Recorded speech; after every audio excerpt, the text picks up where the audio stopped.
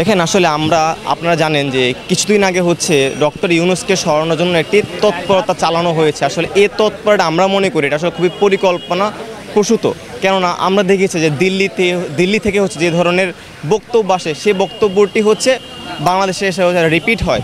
তো সেই জায়গাতে আসলে আমরা খুবই সন্দেহ পোষণ করি যে আমরা যেই রাষ্ট্রটিকে সংস্কার করার জন্য আন্দোলন সংগ্রাম অব্যাহত রেখেছিলাম, তো সেই সংস্কারকে আমরা বিলুপ্ত হয়ে যাচ্ছে।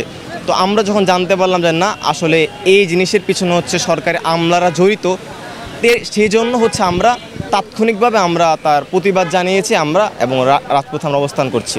আমাদের কাছে যে তথ্য আছে সেই তথ্য অনুসারে হচ্ছে এরকম 80 জনের মতো আমলা আছে যারা হচ্ছে সরাসরি হচ্ছে আওয়ামী দোষরদেরকে হচ্ছে সার্ভ করে যাচ্ছে।